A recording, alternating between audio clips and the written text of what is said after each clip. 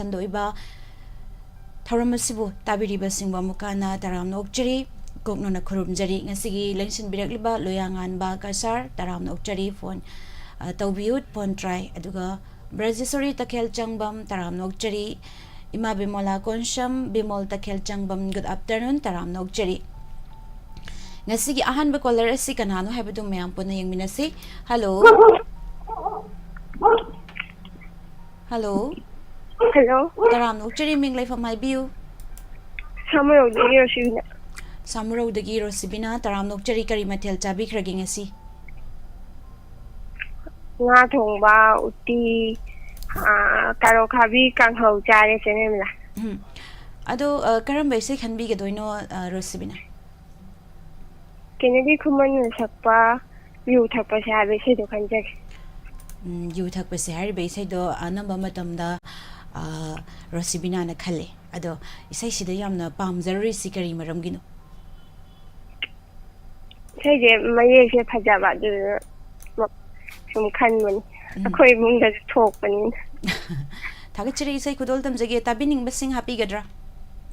happy hapchara roi adadi kudol tamjarake mayam puna taminase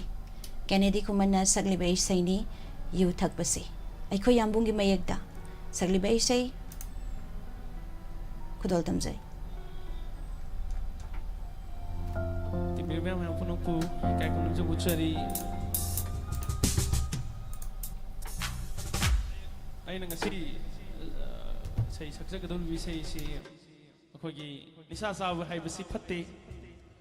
ado makhal chuna saba mayam julai adu ju hena phatte haibagi matangda adugi thimda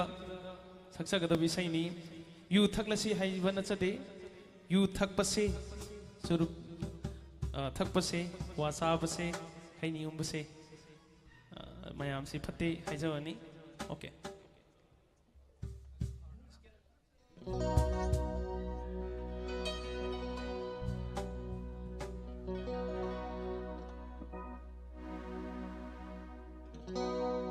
Ikhang khang na bawari ni phatte hai bai saubi nu yu churu kwa khaini sab singi wari ni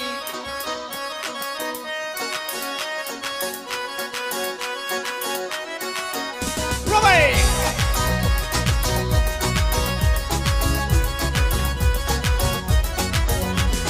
yu thak pase churu thak pase kwa su sab se Kaini sudum say you tak say suru tak say kwa su sa say kaini sudum say manjeri say sar ba mitu tani haksan na to pungoi loi pumang mang di nei say manjeri say sar ba mitu tani haksan na say pungoi loi pumang mang di nei you tak say suru tak say kwa su sa say oh kaini sudum say you tak say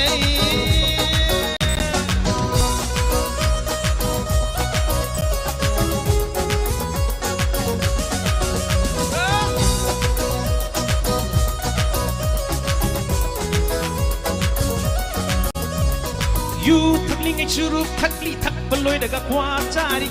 chara loi na matum sin ba na kaini nam silli you thakling ai churu thakli thak baloi daga kwa chara loi na matum sin ba na kaini nam silli thaklaga ngauri sinlaga nungai di kwa su machari laga pothari thaklaga ngauri sinlaga nungai di kwa su machari laga pothari yun na liver manghali surum na nang sulusili kwa kaini su sathi pine pumna mangen sargi manai ne yun na liver manghali surum na nang su pochili kwa kaini su sathi pine pumna mangen sargi manai ne ikhang khang na bawari ni phatte hai bai saubinu yu churu kwa kaini makhal amagi hune ikhang khang na bawari ni phatte hai bai saubinu yu churu kwa kaini makhal amagi hune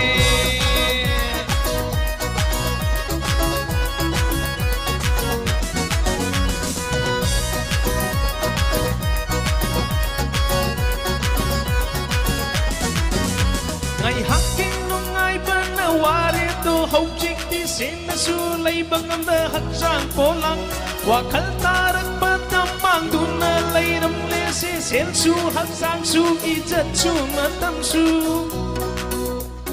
hayran goi ni tha o chan ba hai ni da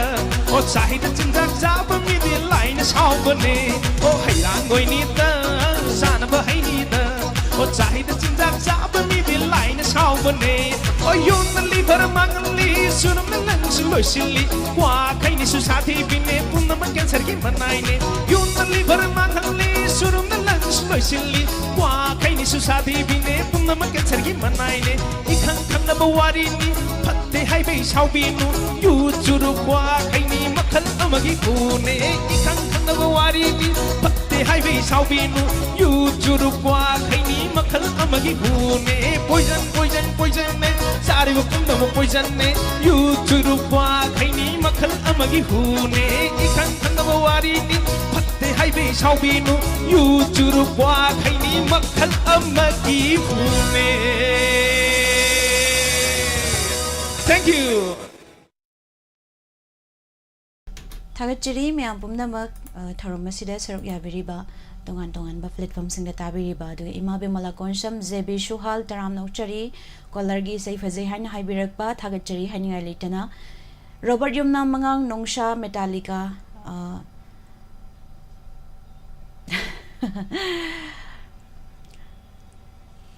thagachiri Metallica Robert Yumna mangang nongsa dance jam na tawbire mayam waram lagani epi mom tang pisan biu laishram radha taram nokchari ibu ngangom thangmaiban ngarang gi last song duna best haibire komam ima bimolata taram nokchari ima mini to biyumnam bimol da khel changbam taram nokchari mayam pumnamak Supriya Devi makha tarak pa caller ma mulo khutchagi hello hello taram nokchari ming laifam haibiu oh ai Chandra Khong dagi mutum Madhavi mama Devi taram nokchari kari mathel chabi khrage ai apen ma champut loina charaga leijare ima sibu haksang am bidabro ai haksang jin ngai ta dana liver nai hegana among da dam hipaga leiba hida gori charaga oh adudi khara phagat labro kamai torage au khara phagal chai ge taraga phagal ai gi wa ho yogi dol program pona ma se taraga isa je adu doina nungai jare hoi hoi ima adu ima haksang sungam de haibire adu karamba isei no khanbi ge doise oh sai sak pajo kanano kautho khe nang na lab na leiraga inakta da lehening hana sak pado nang na lab na tamna laikhraba su haiba sei kaungam draba Facebook film gani koima hoi hoi Ranbir Thongnaga Pusparani ga Umananda ga puna sangminari bai sei ni adu ima isai se tabining ba happy gedra mayam punna tamin nazarage hoi thagachari Binoranjan oinam gi mekta Ranbir Thongnana serang le bai sei ni khudol tamjage mayam puna taminasi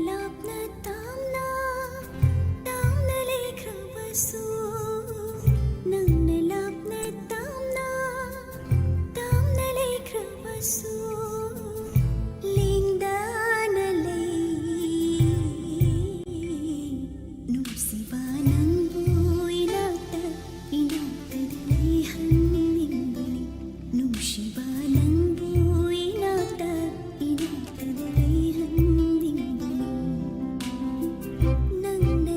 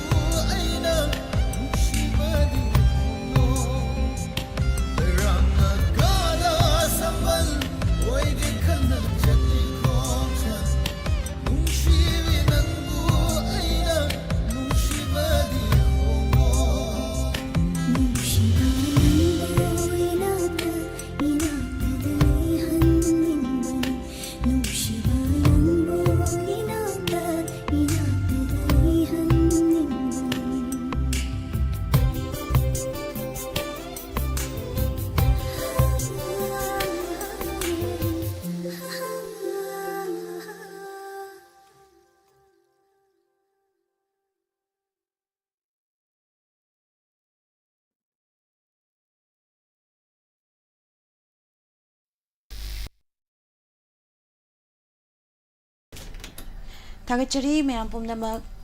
tharamasida saruk yabiriba tongan ba saisakpa saisakpi singdagi sai taminakre aduga live ta nongna lengshin birakliba pumnamak pusu taram nokchari santi sanabam ango em taram nokchari arun maitei Terminator 2 taram nokchari ibung sagakpam anjan hojai ngakba jaraga penjai taram nokchari Samson Widrom taram nokchari MD Said Khan IPL Sophia Tangjel channel taram nokchari Thagachari mayam pumnamak makha tarakpa kollar ma mulok khachagi hello taram nokchari ming laifam haibiu Tawjarai ba extend number phajing tining dagi hawai ba mi batoba ꯇꯔꯥꯝ ꯅꯣꯛꯆꯔꯤ ꯁꯥꯔꯤꯕꯣ ꯆꯧꯕ ꯀꯔꯤ ꯃꯊꯦꯜ ꯆꯥꯕꯤꯔꯒꯦ ꯉꯁꯤꯗꯤ ꯎꯇꯤ ꯇꯧꯋꯦ ꯎꯇꯤ ꯇꯧꯋꯦ ꯑꯗꯨꯗꯤ ꯎꯇꯤ ꯊꯣꯡ ꯆꯥꯕꯁꯦ ꯇꯨꯝꯅꯤꯡꯉꯦ ꯍꯥꯏ ꯑꯗꯣ ꯏꯁꯩꯁꯦ ꯀꯩꯅꯣ ꯇꯨꯝꯅꯤꯡꯉꯦ ꯍꯥꯏꯔꯒ ꯋꯥꯟꯊꯒꯒꯤ ꯅꯣꯛꯏꯁꯦ ꯅꯨꯡꯅꯤꯡꯉꯛꯄ ꯌꯥꯎꯕ ꯏꯁꯩ ꯑꯝꯇ ꯈꯟꯖꯒꯦ ꯑꯧ ꯑꯧ ꯏꯁꯩ ꯑꯃ ꯈꯟꯖꯒꯦꯕ ꯆꯨꯔꯝꯕ ꯅꯣꯡꯐꯨ ꯂꯦꯞꯈ꯭ꯔꯦ ꯌꯨꯒꯥꯟꯙꯤꯒꯤ ꯃꯌꯦꯛꯇ ꯁꯩꯁꯛꯂꯤꯕꯤ ꯈꯦꯇ꯭ꯔꯤꯃꯌꯨꯝ ꯕꯤꯁꯦꯁꯣꯔꯤꯗꯒꯤ ꯑꯝꯇ ꯈꯟꯖꯒꯦ ꯍꯣꯏ ꯑꯗꯣ ꯌꯥꯝ ꯐꯖꯕ ꯏꯁꯩꯅꯤ ꯑꯗꯨꯝ ꯁꯥꯔ ꯏꯕꯣꯆꯧꯕꯅ ꯌꯥꯝ ꯇꯣꯏꯅ ꯇꯣꯏꯅ ꯈꯟꯕꯤꯕ ꯏꯁꯩꯅꯤ ꯍꯣꯏ ꯍꯣꯏ ꯊꯥꯒꯠꯆꯔꯤ ꯈꯟꯕꯤꯔꯛꯄꯒꯤꯗꯃꯛꯇꯁꯨ ꯑꯗꯣ ꯎꯏꯔꯒ ꯇꯥꯗꯣꯏꯔꯣ ꯃꯤꯠ ꯂꯥꯎꯊꯣꯛꯑꯒ ꯇꯥꯗꯣꯏꯔꯕ ꯎꯇꯤ ꯆꯥꯁꯜꯂꯨꯔꯗꯤ ꯇꯨꯝꯅꯤꯡꯉꯦ ꯍꯥꯏ ꯀꯩꯅꯣꯗ ꯑꯗꯨꯝ ꯐꯖꯅ ꯇꯥꯖꯒꯦ ꯌꯨꯇ꯭ꯌꯨꯕꯇ ꯑꯗꯨꯝ ꯌꯨꯇ꯭ꯌꯨꯕꯇ ꯎꯝ ꯊꯥꯒꯠꯆꯔꯤ ꯑꯗꯣ ꯀꯅꯥ ꯀꯅꯥ ꯇꯥꯕꯤꯅꯤꯡꯕ ꯍꯥꯞꯄꯤꯒꯗ꯭ꯔꯣ ꯔꯦꯗꯤꯑꯣ ꯋꯥꯈꯣꯡ ꯇꯥꯕꯤꯔꯤꯕ ꯈꯤꯊꯦꯝ ꯔꯦꯗꯤꯑꯣꯗ ꯇꯥꯕꯤꯔꯤꯕ ꯗꯥꯏꯃꯟ ꯇꯤꯚꯤꯗ ꯌꯦꯡꯕꯤꯔꯤꯕ ꯂꯥꯏꯞꯆꯥꯠꯇ ꯂꯩꯕꯤꯔꯤꯕ ꯃꯌꯥꯝ ꯄꯨꯂꯞꯅ ꯇꯥꯃꯤꯟꯅꯔꯒꯦ ꯊꯥꯒꯠꯆꯔꯤ ꯍꯣꯏ ꯈꯨꯗꯣꯜ ꯍꯣꯏ ꯇꯝꯖꯒꯦ ꯃꯌꯥꯝ ꯄꯨꯟꯅ ꯇꯥꯃꯤꯟꯅꯁꯤ ꯍꯣꯏ ꯍꯣꯏ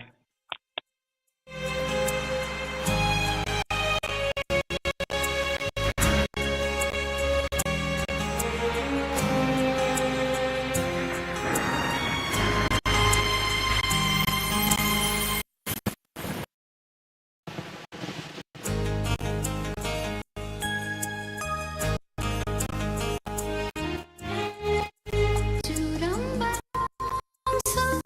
देखा रे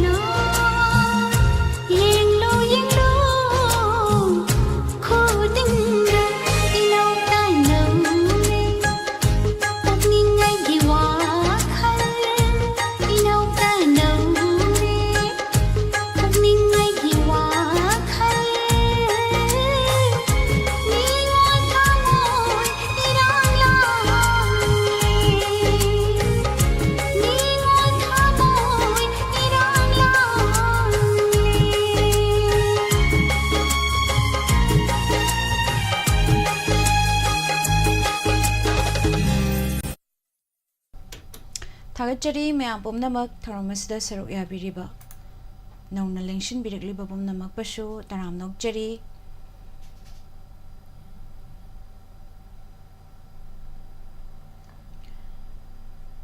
मखा तारकपा कॉलर अमामुक लौकतचगे किशाम रबिता देवी तराम नोकचरी इबुंग जितेन 1 2 3 तौजम माइनम वहेंगबम तराम नोकचरी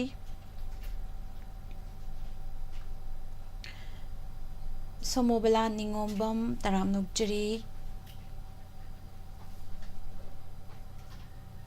मार्जिया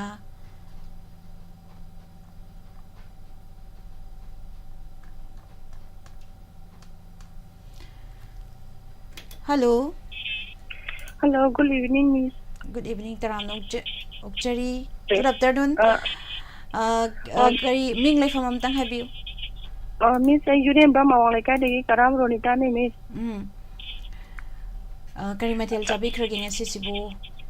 miss ngasi je hawai ma tonge kangho mangore moro ama mele miss ado karam bai sei khanbi doino bi kunjabiyari saramana sakpa taibangdana aibu kaphallaga manglanda kari gi themari miss gi sei choni tajage ho yam phanza bai sei ma khanbi re e doi sei tabi ge daba tami ningba happy gedra o hapsage ke mete madi video diamond tv taminari ba yenginari be isinau singa sun taminari de miss थागतचरी sei khudol tumjage ma'am पुना taminasi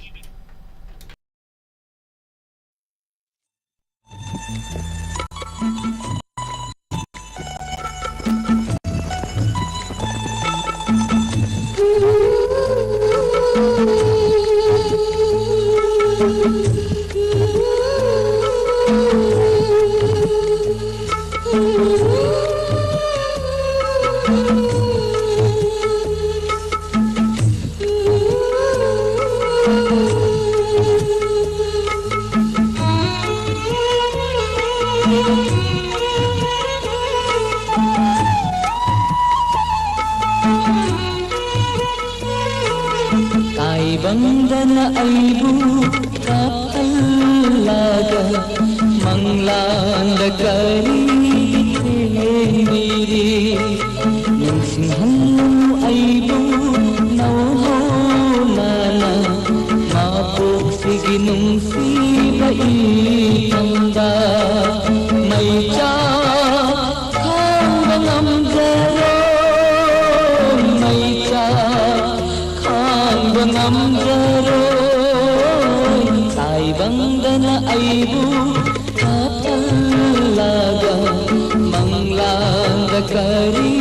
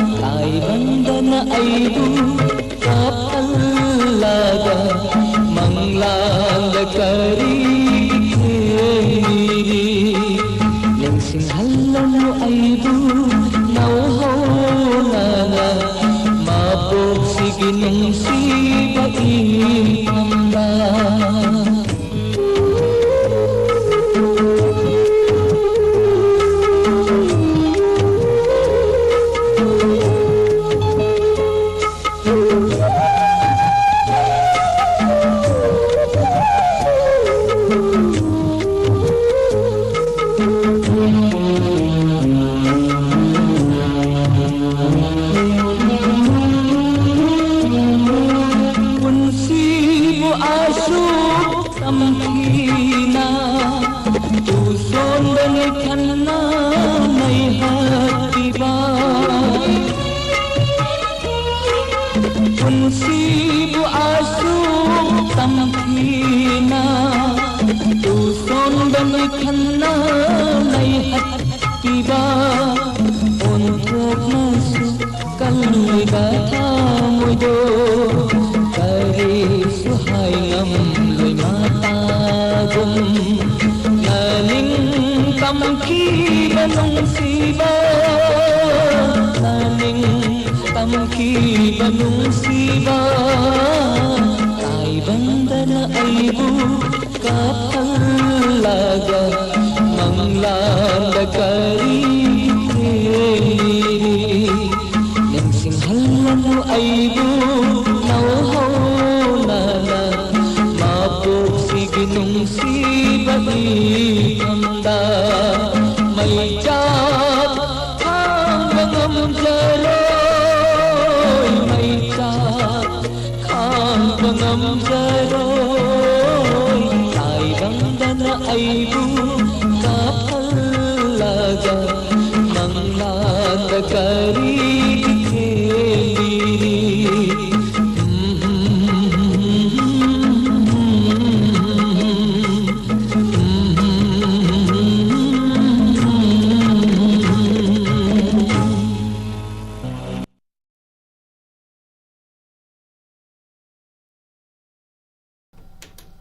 Thagachari myam pumnamak Tharamasida saruk yabiriba Soba Okram Taram Nokchari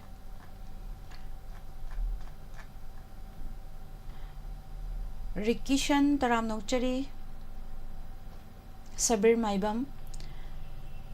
JB Saul Ebong Sagapom Anjan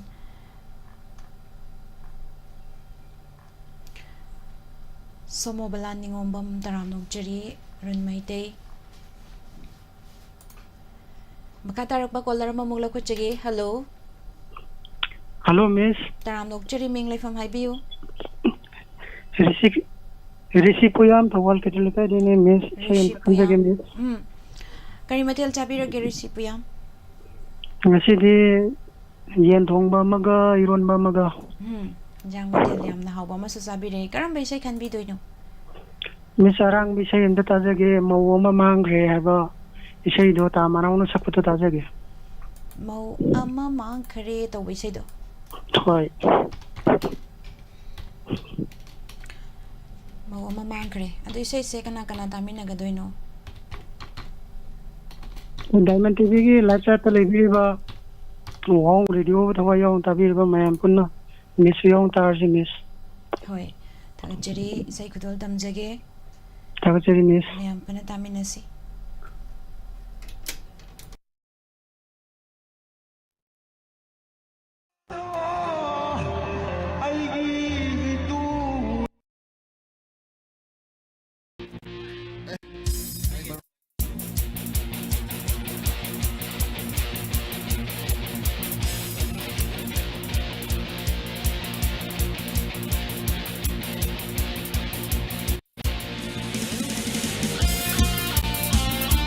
Yamna homo kuwa mo kubi ay ginaw na hakan na ginamang nagkitalis kita mga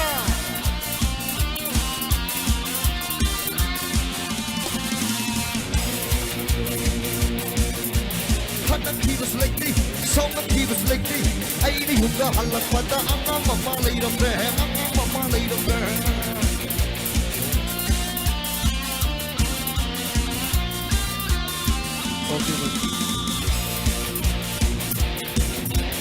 Hanan kibas lately, songan kibas lately Ay di huga halak pada ang mama layram behe ang mama layram behe Masang sina lady sini yengu tu Masang sina lady sini yengu tu Mayam ngasi haibang numisidagidi laikay sida layriba mausingna Fi apa ba inbiganu furin masa litpiganu yarwadi haine litpiyu Adugo yarwadi jersey kuma litpiyu Yung palabanu pisingna yarwadi keypad ki phone paibiyu yarwadi android phone paibiganu नत्रबदी Mau याम तोय तोय न मांगना रे हो मऊ आम मांगना मऊ आम मांगना हट keep us lately song keep us lately ai ri ka hal pa da anga mama dei nam re anga mama dei nam re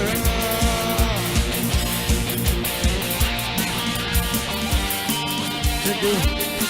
hey my friends Sana thank you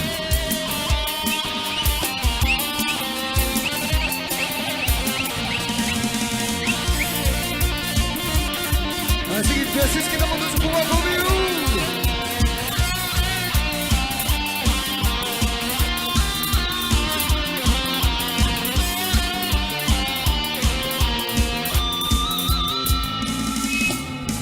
Stabili mahati isai sanpani airanga daha mi stabili mahati isai sanpani airanga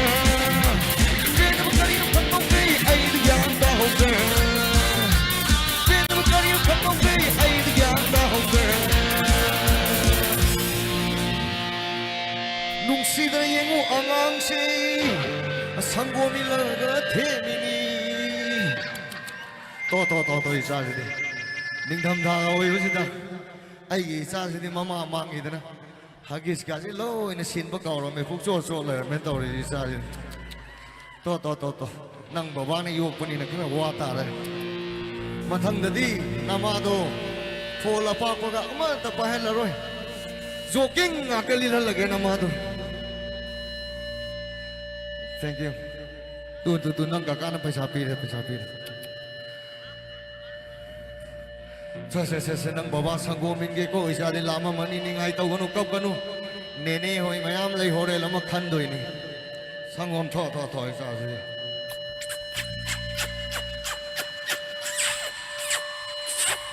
isa ji am lama maza ni tau ri ji ho mo am ma khra mo am ma khra keep us lately, song keep us lately. Ai ni hu ka halat pada anga mama lei dam re, anga mama lei dam re.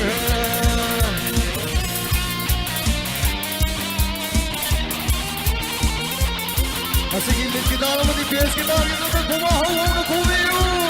Shiroi.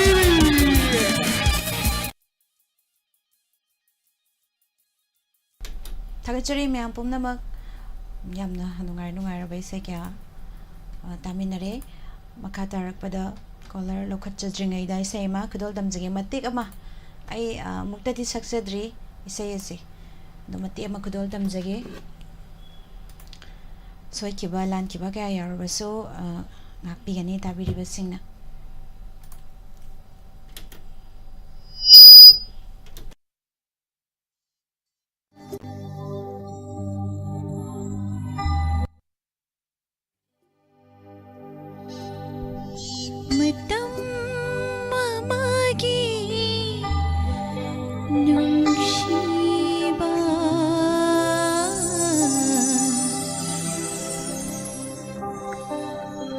ningsinglaga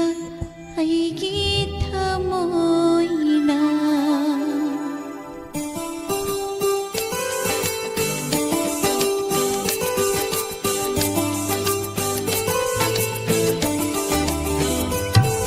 matam mamagi nungshiba ningsinglaga aigi thamoina maul khalai thainagi wari ningsinglagi maul khalai thainagi wari ningsinglagi matam mamagi nungshiba ningsinglaga aigi thamoina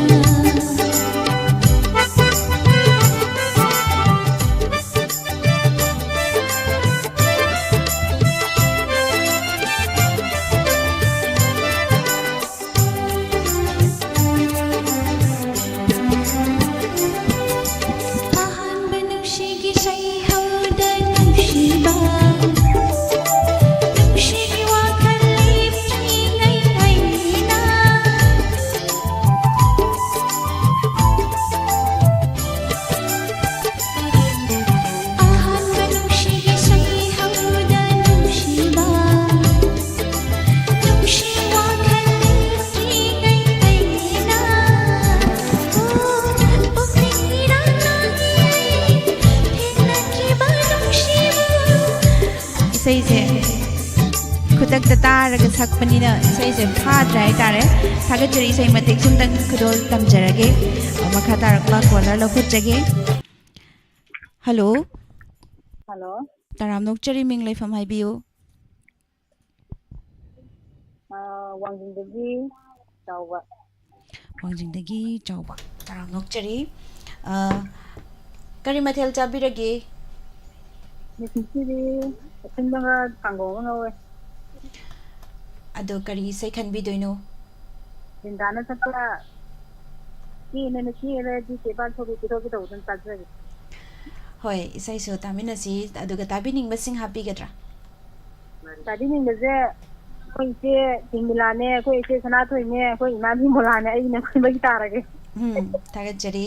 ꯏꯁꯩ ꯈꯨꯗꯣꯜ ꯇꯝꯖꯒꯦ ꯌꯥꯝꯅ ꯐꯖꯕ ꯏꯁꯩ ꯑꯃ ꯈꯟꯕꯤꯔꯛꯏ ꯌꯥꯝꯅ ꯂꯥꯡꯕ ꯀꯣ ꯑꯗꯨ ꯈꯨꯗꯣꯜ ꯇꯝꯖꯔꯒꯦ ꯃꯌꯥꯝ ꯄꯨꯟꯅ ꯇꯥꯃꯤꯟꯅꯔꯁꯤ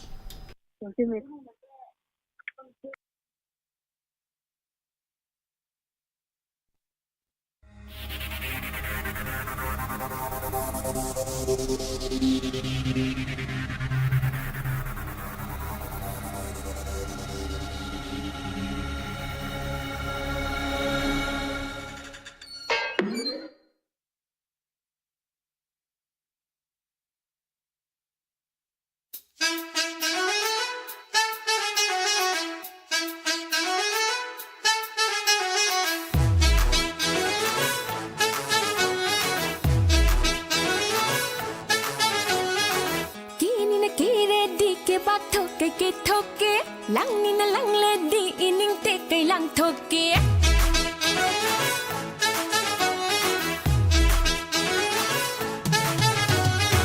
Kini na kira badi ke ba thoke ke thoke lang ni na lang le badi ining te kai lang thoke chak jab kaya gi thamoi I thak hau han ge momoi ma ko khang da na ma thum ma rang hau han ge matam su on balai na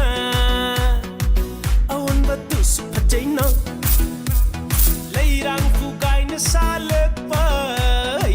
na thamoy se sumatpa Okiri do langli do ay gidang jagena Nang segi oiragena ay sunangi oiro dana Nang segi oiragena ay sunangi oiro dana Nang segi oiragena ay sunangi oiro dana Nang segi oiragena ay sunangi oiro dana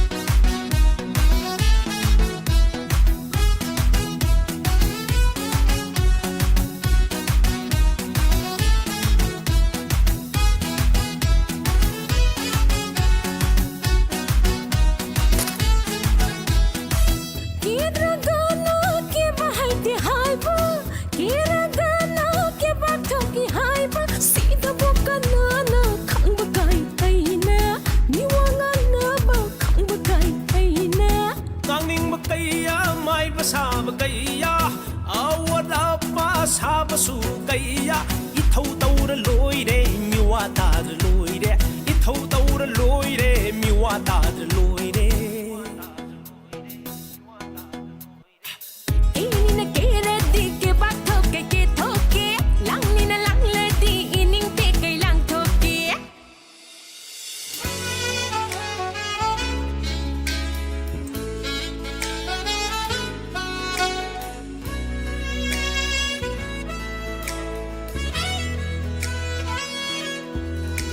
Soy bulawi hey nangi wa hay se soy bulawi hey nangi na daw si pangyayari kan masu mapatte da har ke zalan za basida yani kan denu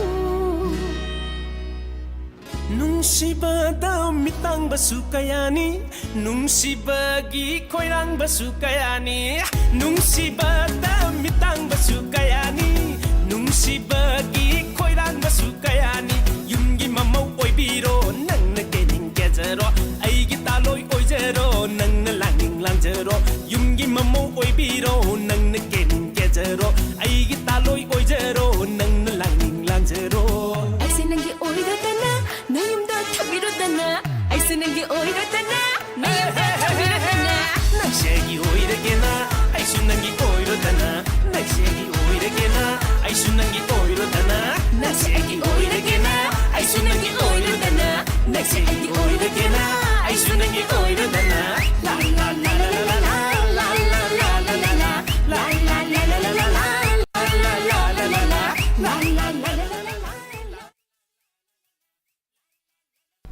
Thagachari maya pumnamak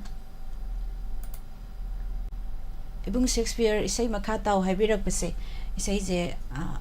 hojik khudak ta mati mata bane haitare adaida Rikisan Thagachari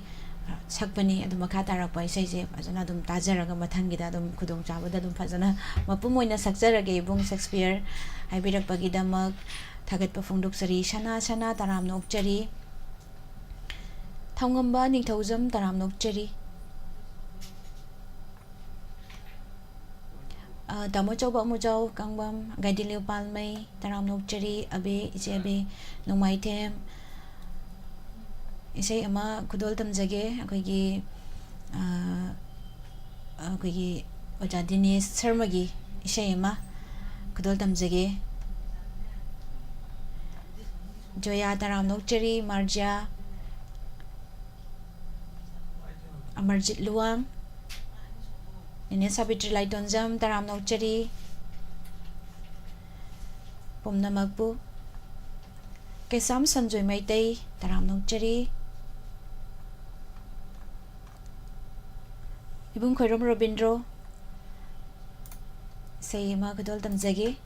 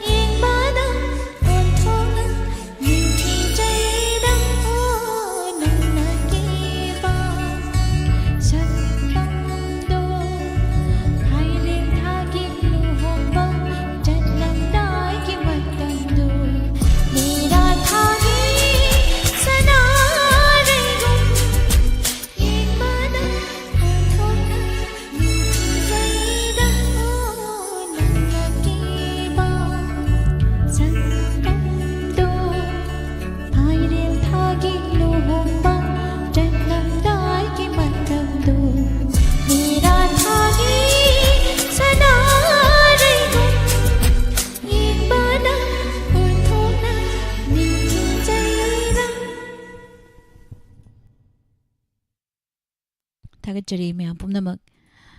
इसे ꯑꯁꯤꯁꯦ ꯌꯥꯝꯁꯨ ꯂꯨꯍꯣꯡꯅꯩ ꯑꯗꯨꯒ ꯃꯥꯏ ꯃꯥꯒꯤꯗꯨꯅ ꯀꯦꯅ ꯊꯣꯛꯂꯛꯄꯗꯣ ꯑꯗꯨꯒꯤ ꯖꯤꯡꯗꯨꯗ ꯅꯨꯃꯤꯠꯁꯤꯗ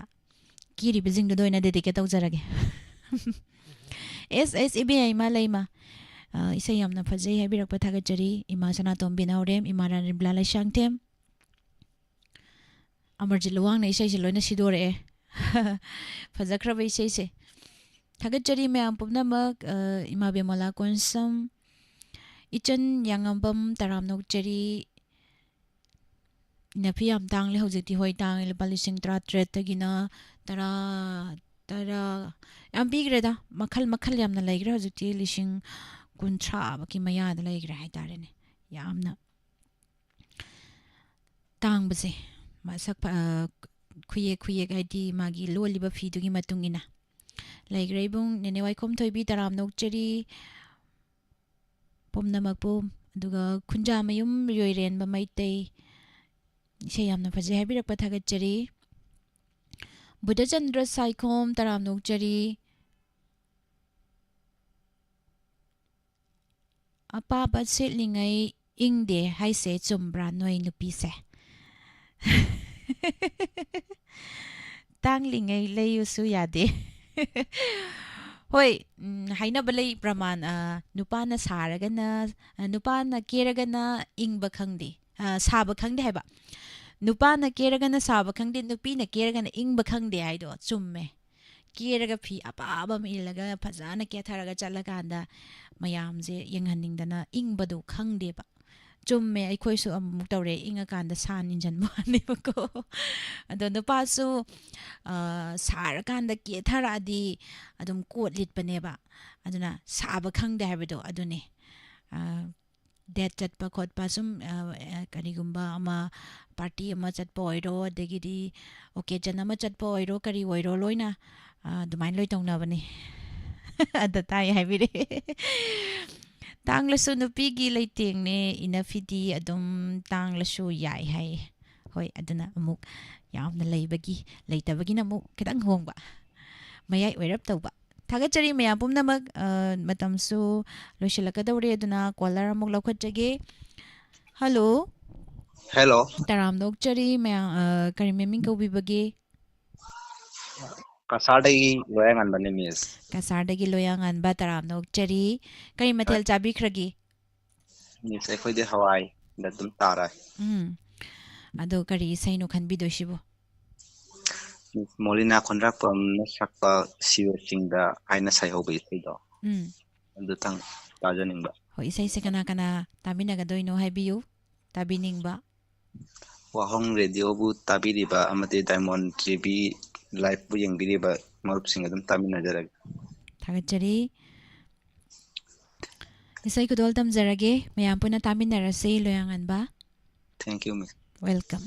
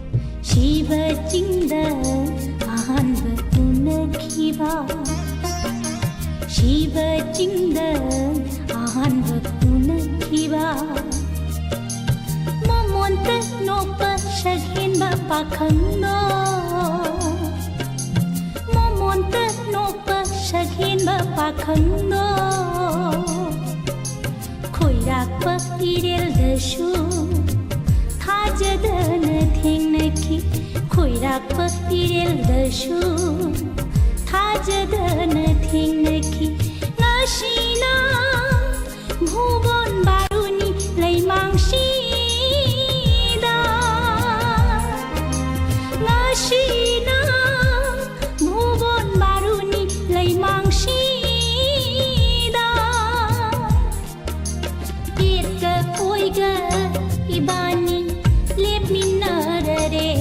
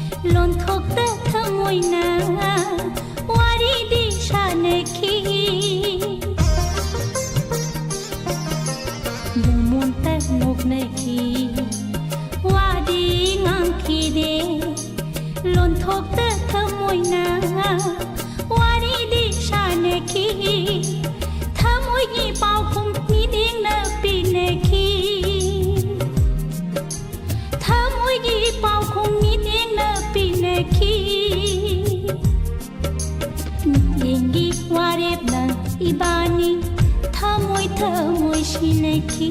मिटिंगी वारेबना इबानी थमोय थमोय सिनाखी Shiv चिंद अहानब उनखीबा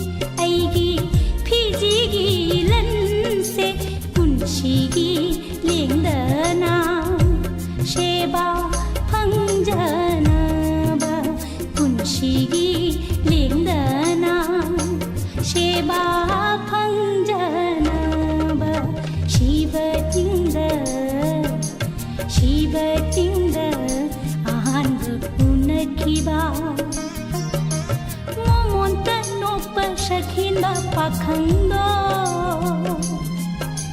खुइराप इरेल दशु थाजदन थिंगनखी ngasina भुवन बारुनी लैमांसीदा इरका ओइगा इबानी लेपमिन्नरे इरका ओइगा इबानी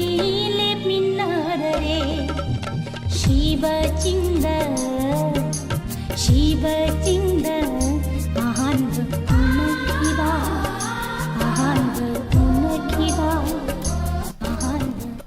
थागचरी मैम पुनमक लोयांग अनबगी शे यामना फजे हाइबिरकपा थादोइला तराम नोकचरी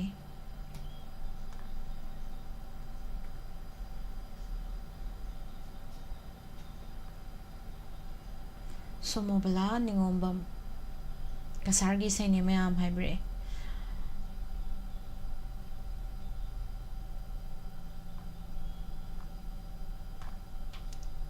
मखा तारपा कॉलर अमा मुलखजगे हेलो हेलो मिस तराम नोकचरी मिंग लेफम हाइबियो मिस आई को कैटेल तगे चंद सावन शांति निने शांति तराम नोकचरी कई मेटेल चाबिखरगी ngasiसिबो मिस ngasi चाकसाद्री बर्ता तौरी ओ ngasi se birthday numit oibra karam beise khanbi doino miss चले तो आई फिल्म की टाइटल सॉन्ग तो औ अदु इंताजरगे मिस चले दो ये टाइटल सॉन्ग मते मा सक्तोक प यागद्रो निने मी सेटल ले काइसिन गिता है मिस से शको सफर आइना मते सक्तोक प तारे अदुदी मिस ना हजि दिनेश के साखिब दु साम फजबा आइना ना गो उंता खनगे ना ngaire लेबै छैनी ai ngasi di dressing style de girl miss के लिपस्टिक मा सुतु को याम सुनाइए thank you nene sai mate ma thak torge ko wako ki ahubda तागे मिस चले दो आईदी थमोय नुंदा मैगी सिंग पुदुना sai sini chale do idi title song miss ताबी ने बमनी दा हप्सोगे happy अखोगी थोंजावदगी एसआईसीबी आमन चंगी दो कोई सागै ने इनमा हाइजेगे इनमा बे आमा दुमन हागो उंता थेंगना दे हप्सगे अदगी दी इसे सब बिमोला दुमगा हप्सगे बिमोला कोनसम दो दे इपा शेक्सपियर हपके देगी दी पेनोगसो कोगी ꯀꯁꯥꯔꯗꯒꯤ ꯂꯣꯌꯥꯉꯥꯟꯕ ꯏꯁꯩ ꯅꯍꯥꯟꯈꯣꯏ ꯏꯁꯧ ꯌꯥꯝ ꯂꯥꯡꯕꯗꯣ ꯉꯁꯤꯗꯤ ꯀꯣꯜ ꯐꯪꯈ꯭ꯔꯦ ꯌꯥꯝ ꯅꯨꯡꯉꯥꯏꯖꯔꯦ ꯃꯥꯒꯤꯁꯨ ꯍꯥꯞꯄꯤꯒꯦ ꯍꯣꯏ ꯑꯔꯨꯟ ꯃꯩꯇꯩꯗꯨꯁꯨ ꯍꯥꯞꯄꯒꯦ ꯃꯥꯔꯖꯤꯌꯥꯁꯨ ꯍꯥꯞꯄꯒꯦ ꯑꯗꯩ ꯊꯣꯏ ꯂꯨꯋꯥꯡꯁꯨ ꯍꯥꯞꯄꯒꯦ ꯋꯥꯍꯣꯡ ꯔꯦꯗꯤꯑꯣ ꯇꯥꯕꯤꯕ ꯃꯌꯥꯝꯒ ꯇꯥꯃꯤꯟꯅꯖꯔꯒꯦ ꯃꯤꯁ ꯗꯥꯏꯃꯟ ꯊꯥꯒꯠꯆꯔꯤꯅꯦ ꯇꯤꯚꯤꯁꯨ ꯏꯁꯩ ꯇꯥꯃꯤꯟꯅꯖꯔꯦ ꯈꯨꯗꯣꯜ ꯇꯝꯖꯔꯒꯦ ꯃꯌꯥꯝ ꯄꯨꯟꯅ ꯇꯥꯃꯤꯟꯅꯁꯤ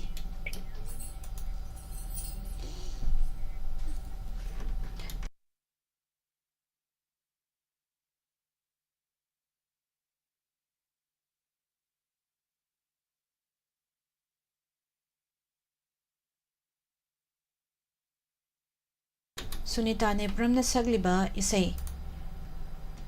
ꯃꯈꯣꯟ ꯃꯅꯤ ꯃꯣꯡꯁꯥꯕꯒꯤ ꯃꯌꯦꯛꯇ ꯁꯒꯣꯜꯁꯦꯝ ꯇꯤꯖꯦꯟꯗ꯭ꯔꯅ ꯁꯩꯔꯥꯡꯂꯤꯕ ꯏꯁꯩꯅꯤ ꯈꯨꯗꯣꯜ ꯇꯝꯖꯒꯤ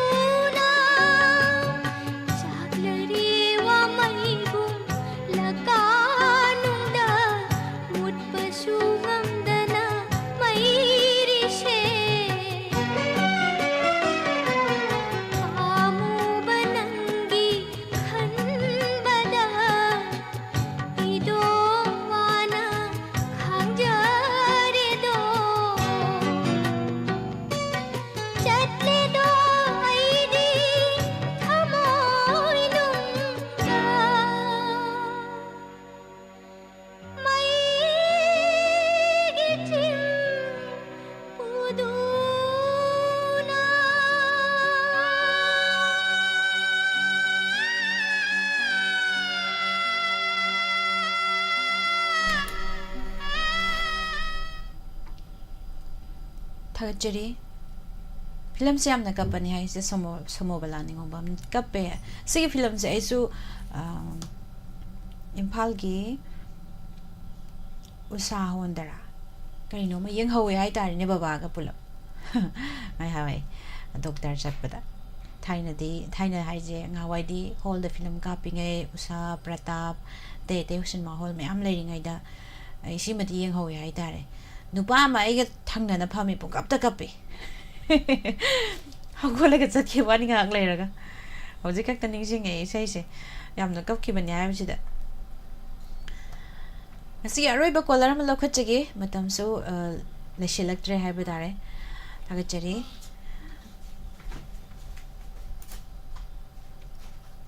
पुनमकपु थागत फोंदोक्सरी hello hello good evening madam good evening तराम नोक्चरी मिंगले फम हाइबेयो मैडम आई खामबो खुनाउदगी मेमथोय निंथौजम मेमथोय करी मथेल चारगे मैडम असे दे हवाई थोंगे ओय करम बेसे खन बि दोइनो मैडम दनुबीगा जेम संथामगा सकपा नुंसी मिनोक तो येंगनो कनाने तो ताजै देशे से कना तामिना के दोइनो डायमंड टीवी बो येंगबिरिबा अमदि ताबिरिबा मयामगा ताजरगे थागचरी से कुदल तमजे अरोय बाई सै मैं पुना तामिना से बुक शेक्सपियर प्रताप ता निजिंगे होल दो जब चाना है होल दो आई प्रताप तने थागचरी मैं पुना sei ko dol dam jege nung siminok tunok lunu kanada John James song tama madi danubi ani puna sakminari ba sei ko dol dam jege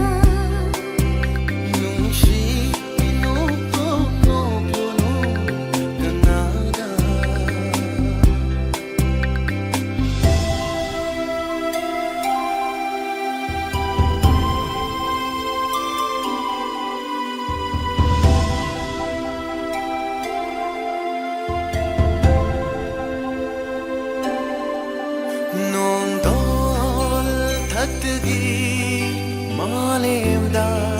तारकपा नों लिखना हिंजरी थवाई Panba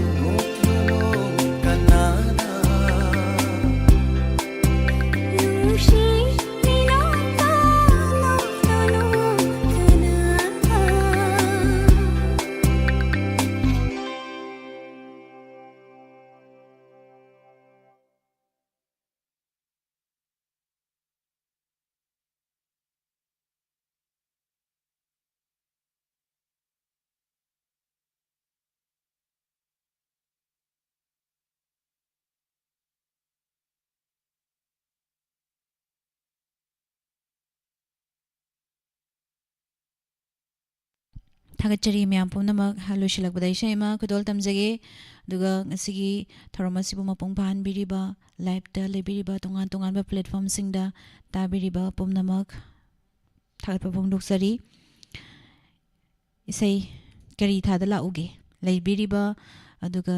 tabiriba radio da tabiriba tv da medium tabiriba pumnamak ta dedicate tawjage isai isi khudol tamjage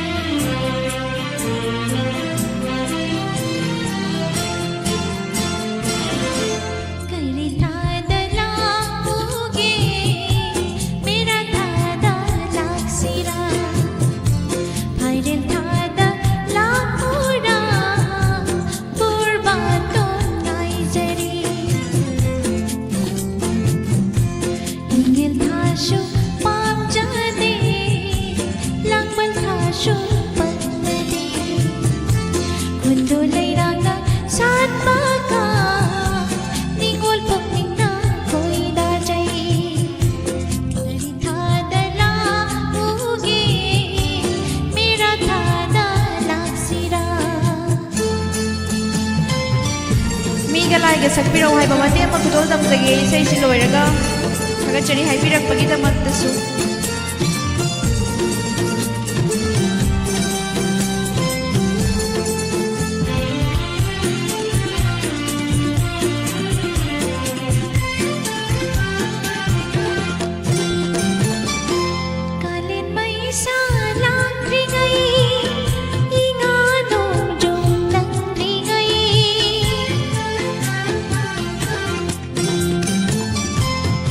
Jai Ram ki lai ra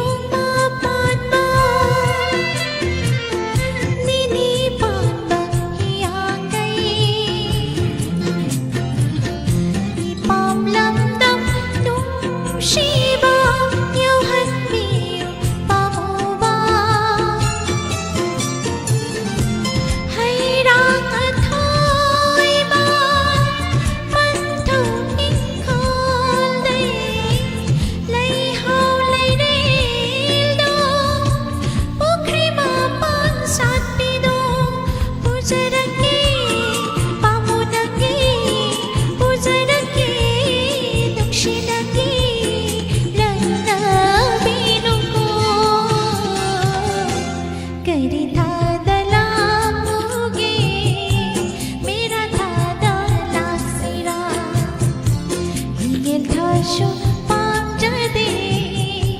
लंगबन Tashu पन्नदे पायरल थादा लापुरा पुरबातो नाइजरी कुंदो लैरांगा सात पाका निंगोल पुकिंना कोई दाजई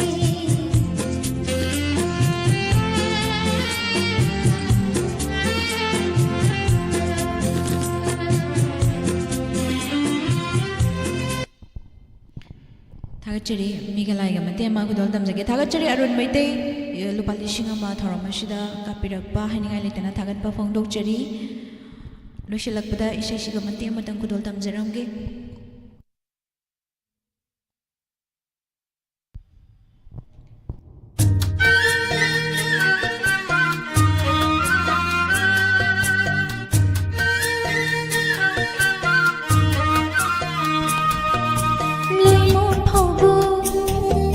Surasi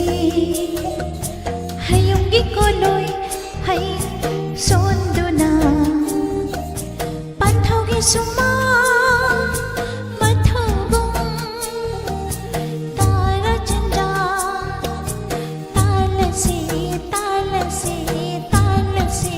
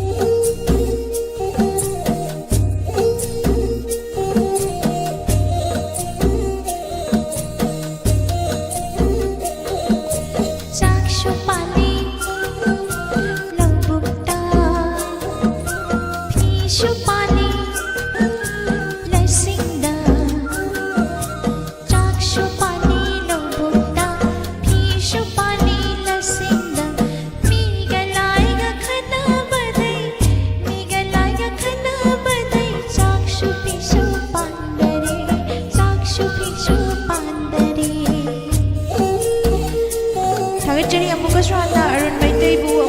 amuka palising amaga kapirakpa piningan itana thagan bu pongdokchari Hanubi hanuba anido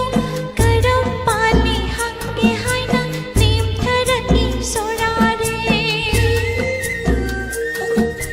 Hanubi hanuba anido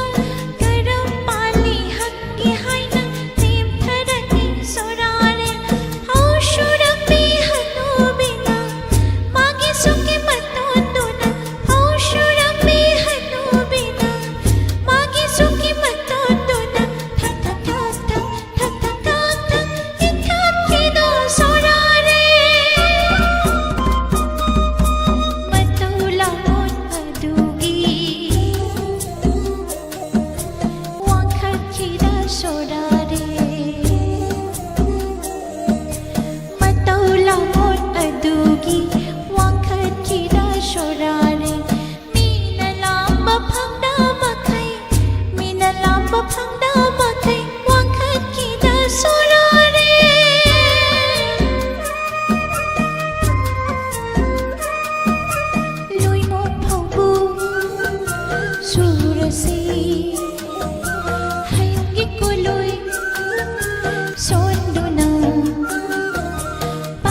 सुमा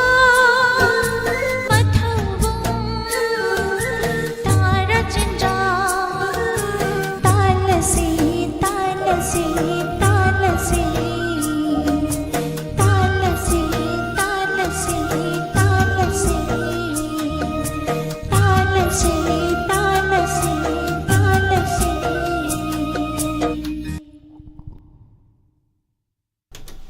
थागतचरी मैया पुमनमक लुशिलकपदा इसै मिगा लागे इसै सकपिरो हाबिदगी खुदोल तमजबनी थागतचरी अरुण मैतै थौरम असिदा लुपा 2,000 का पिरकपा हानिंगाय लेतना थागतपा फोंदोकचरी नेने आसारानी Konthoujam थागतचरी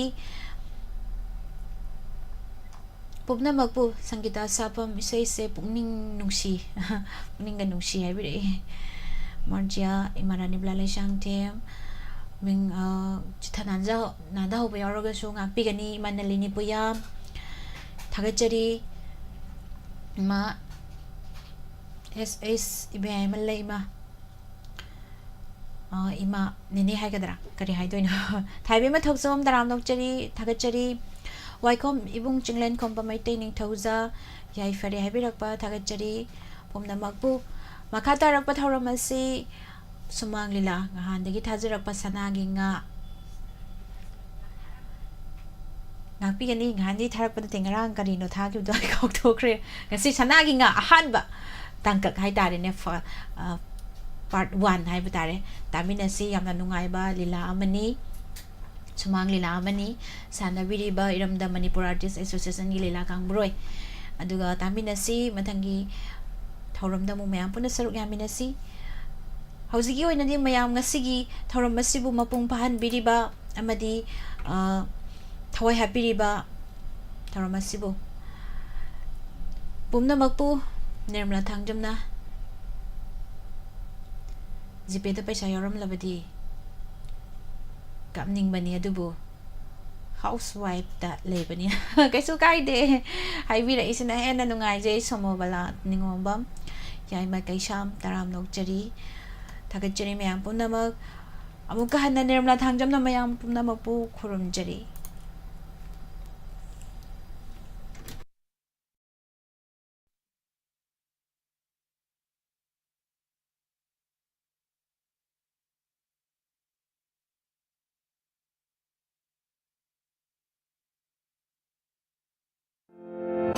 Admission hangdukchari Brilliance School Malong Tulihan Makha Imphal West Class 11 gi Science amadi Arts ki oina 2024 gi admission hangdukchari khudong chab singdi 70 PC digi